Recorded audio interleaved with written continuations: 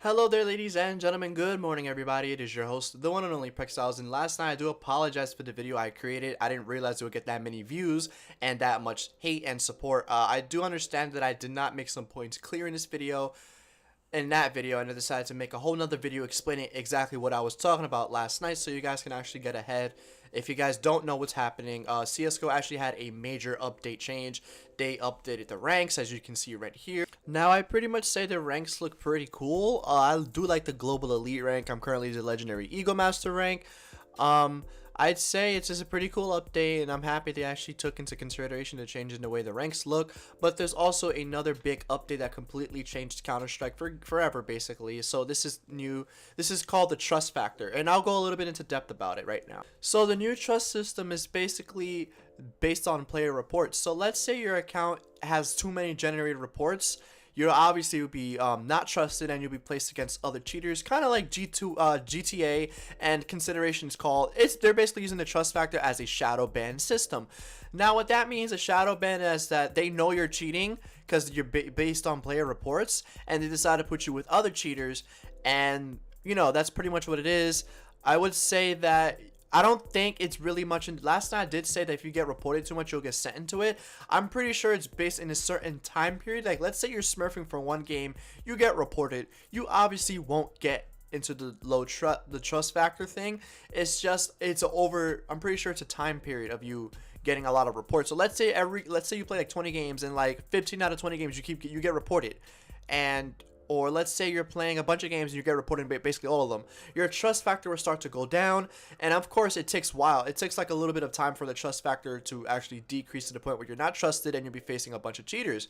Now, I did read in fine print with this trust factor that when you start to party up, they will prioritize matchmaking for the player with the lowest amount of trust. So what I would pretty much telling you guys is they're actually trying to prevent people from being boosted by cheaters. And if you do manage to get boosted by a cheater and they have a lot of reports on their account, you'll be facing other cheaters. So they're actually making it the fact that if the person with the lowest trust will basically decide the outcome of who you get lobbied against. Now, this is one of the other hands, be careful of who you play with. Obviously, play with trusted friends that don't cheat. And I'm pretty sure you will not get into a low trusted level if you grief or if you do anything. Last night, I did play my first game, and I was actually live streaming it. You can just check it out in my recent video. I was in a game with my friend Jeppe, and we were both prime. And we somehow met an entire enemy team of non-primes. I was just like, my game was set to prioritize but like only prime matches, like to only find prime matches. And I ended up finding a rank 11. I looked at his profile. He only had like 30 hours. He was a brand new account, and the enemy team had brand new accounts, but we still beat them. It was like 16-4. It was amazing. You guys can go check it out. But I do apologize for not giving a full depth explanation as to what happened last night. I was just fucking like off of it. So I did a little bit of researching. I ended up finding the new trust system. So basically, that when you're in a party, they use the lowest trust factor for matchmaking purposes, which actually means they will use the lowest trust factor to find an game to actually prevent people from being boosted and playing with cheaters. And I think this is a great way to actually combat cheaters, but you're not doing a big update you're not really doing a good job by not giving a vac wave to ban all the huge cheat providers. But hey, maybe there is a huge vac wave coming soon. Maybe by December, I'm pretty sure a shit ton of accounts are going to get banned. Players who cheated. Of course, like this guy in this Overwatch case at the end, it is absolutely insane of what he does. But hey, I'm not that big of a deal for it. So I would pretty much say this update is a success for Counter-Strike. But how long will it stay a success for? Will there be ways to avoid this new trust factor? Ways to cheat the system like they did with Overwatch? People actually did cheat the system a long time ago with Overwatch. They were able to play 2 games a day, raging, and 11 reports, and not play for another 24 hours, and they'll keep playing again over and over again. But that was pretty much bypassed, and now people who do rage hack, 99% chance they actually end up getting banned, which is insane.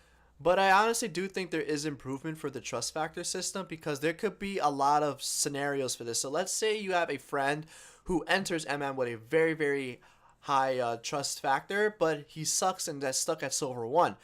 And let's say you use his account. Let's say you're a global elite smurf and use his account and you boost him up to Gold Nova or something, and you're winning every single game, dropping 45 kills, 50 kills a game. You're constantly getting reported.